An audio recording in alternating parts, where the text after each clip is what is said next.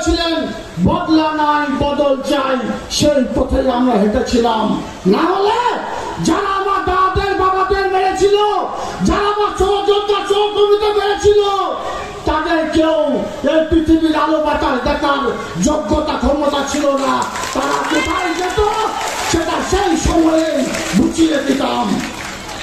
সেই হার মধ্যে একটা অংশ বর্তমানে বিজেপি ছত্রছায়া এসেছে, তাই নানুর বিধানসভা তথা বীরভূম জেলার বুকে আমার ইয়াং জেনারেশনকে বলবো, সব সময় চোখ কান খোলা রাখবেন। পাঁচিলে চেপেছিল তাদের দিকে লক্ষ্য রাখুন। আবার 26-এ নির্বাচন আসছে, তারা আবার পাঁচিলে উঠবে। তাদেরকে 26-এ নির্বাচনের পরে ওই পাঁচিলে রাখবো, নামতে দেবো না। এই সংকল্প, এই সংঘবদ্ধ আমাদের এই 26-এর আজকের মঞ্চ থেকে আমাদেরকে দিতে হবে। এটা প্রত্যেক বছরই আমরা পালন করে থাকি। আমার পরিবারের সদস্য সহ নানুর বিধানসভা বুকে যারা শহীদ হয়েছে, সেই শহীদদের উদ্দেশ্যে মঞ্চ বাঁধা হয়। যেমন 27 জুলাই মঞ্চ হয়, এই 28শে মার্চ এই মঞ্চটা প্রত্যেক বছর আপনারা আসেন। আমার দাদা বিএসএফের কর্মরত জওয়ান শেখ সাজুকে 2000 সালে 28শে মার্চ আজকের দিনে নিষ্ঠুরভাবে নির্মমভাবে হত্যা করেছে বামফ্রন্টের হারমাদরা। তার স্মৃতিকে রোমাঞ্চন করার জন্য আমার দাদা সহ আরও যারা শহীদ আছে বীরভূম জেলার বুকে, সেই প্রত্যেকটি শহীদের পরিবারকে সমবেদনা জানানোর জন্য এই দিনটা আমরা অনুষ্ঠিত করে থাকি এবং সেটাই আমরা করেছি। যেদিন আমাদের বোলপুরে দলীয় কার্যালয়ে কোর কমিটি মিটিং ছিল, সেদিন যারা ওখানে উপস্থিত ছিলেন তাদের সকলকে আমি আমন্ত্রণ জানিয়েছিলাম। সেই আমন্ত্রণে আমাদের রাজ্যের ডেপুটি স্পিকার আশিস ব্যানার্জি এসেছেন, আমরা দেখেছেন। বাকিদেরও আমন্ত্রণ জানানো হয়েছিল, রানাদা একটা মেসেজ পাঠিয়েছে এবং সেই মেসেজটা পরেও শোনানো হয়েছে যে তিনি কাজের সূত্রে রাজ্যের বাইরে আছেন, সেই জন্য আসতে পারেননি। বাকিদেরও আমাদের কোর কমিটি আহ্বায়ক বিকাশ রায়চৌধুরীর মাধ্যমে সকলকে বীরভূম জেলা প্রত্যেকটি বিভাগ থেকে শুরু করে জেলা কমিটির সদস্য আছে তাদের সকলকে আমন্ত্রণ জানানোর জন্য বলে দিয়েছিলাম। তিনি নিশ্চয়ই আমন্ত্রণ জানিয়েছেন। এবার কে আসেননি, কেন আসেননি, সে বিষয়ে আমার কোনো ভূক্ষেপ নেই, কোনো অভিযোগ নেই।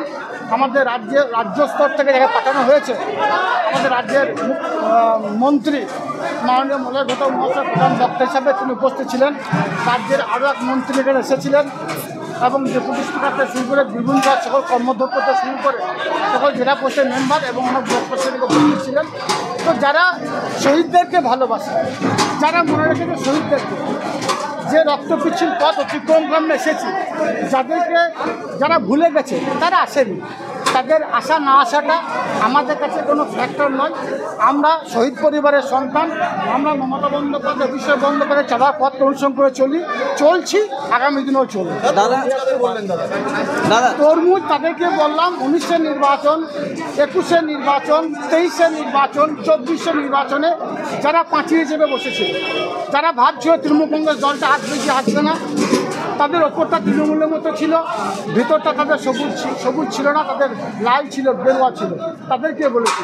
এখন দেখতে পাচ্ছি বীরভূম জেলাতেও কিছু তরমুজবাজি তৃণমূল রয়েছে, তাদের উদ্দেশ্যে কথাটা বলেছি।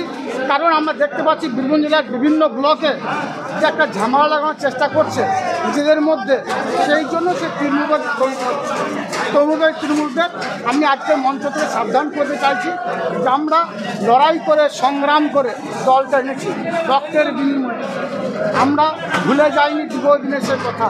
তাই যারা আমাদের মমতা বন্দ্যোপাধ্যায় দলকে, তৃণমূল কংগ্রেস দলকে কলুষিত করতে চাইছেন, তাদের উদ্দেশ্যে বলতে চাই সহজে ছেড়ে দেবো না। বীরভূম জেলার 11টা যে সিট আছে, 11টা বিধানসভা আছে, 11টা বিধানসভাতে মমতা বন্দ্যোপাধ্যায় অভিষেক বন্দ্যোপাধ্যায় যাদের মনোনীত করবে তারাই জিতবে। আর যারা তৃণমূল তারা শুধু দেখতে থাকবে, পাঁচিলে বসেই থাকবে, পাঁচিল থেকে তাদের নামতে দেবো না, সে কথাটাই আমি বলেছি। যেমন সামনে আছে না পিছনে আছে সে বিষয় নিয়ে মন্তব্য করতে চাই না, সামনে থাকলেও পিছনে যাবে। আপনারা দেখেছেন নেতাজি ইন্ডোর স্টেডিয়াম থেকে আমাদের যুবরাজ অভিষেক বন্দ্যোপাধ্যায় বলে দিয়েছেন আমরা চিহ্নিত করছি যারা তৃণমূলের থেকে গাদ্দারি দীর্ঘদিনে করেছিল, তাদেরকে তিনি চিহ্নিত করেছেন, দল থেকে বহিষ্কার করেছেন। এখনও যারা তৃণমূলের থেকে গাদ্দারি করছে সাঁইথিয়ার মতো জায়গায়, শিউরুটিয়ার মতো জায়গায়, দুবরাজপুরের মতো জায়গায়, রামপুরহাটের মতো জায়গায়, নান্দের মতো জায়গায় অশান্তি বাঁধাতে চাইছে। তারা সাবধান থাকুন, তাদেরকে আমরা চিহ্নিত করছি বা করে ফেলেছি, বা রাজ্য স্তরের নেতৃত্ব তাদের দিকে সজাগ দৃষ্টিতে লক্ষ্য রেখেছে। দেখুন, বীরভূম জেলার বুকে দীর্ঘদিনে বামফ্রন্টের যে অন্যায়, অত্যাচার, অবিচার, তার বিরুদ্ধে আমরা প্রতিবাদে গর্জে উঠেছিলাম। আমি আমার পরিবারের 3 জনকে হারিয়েছি, আর অনেক সহযোদ্ধা সহকর্মীকে হারিয়েছি। এক পাও কিছু হটিনি, আগামী দিনেও হটবো না। আমার শরীরের এক রক্তবিন্দু অবশিষ্ট থাকা পর্যন্ত মমতা বন্দ্যোপাধ্যায়, অভিষেক বন্দ্যোপাধ্যায় জিন্দাবাদ বলেছিলাম, বলছি, আগামী দিনেও বলবো। নতুন বাইক কেনার কথা ভাবছেন? তাহলে আর দেরি না করে এখনই চলে আসুন পাড়ুই বাজার শ্রীনিকা অটোমোবাইল শোরুমে। ঈদ উপলক্ষে এখানে চলছে ধামাকা অফার, সঙ্গে থাকছে বিশেষ ছাড়।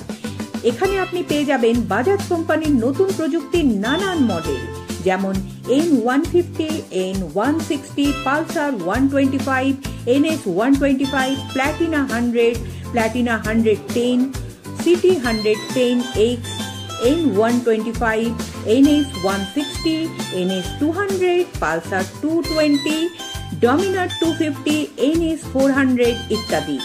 তাই আর দেরি না করে চলে আসুন পাড়ুই বাজার শ্রীনিকা অটোমোবাইল শোরুমে, আর সঙ্গে করে নিয়ে যান আপনার পছন্দের বাইকটি। ঠিকানা পাড়ুই বাস স্ট্যান্ড, বোলপুর সিউড়ি রাস্তার পাশে।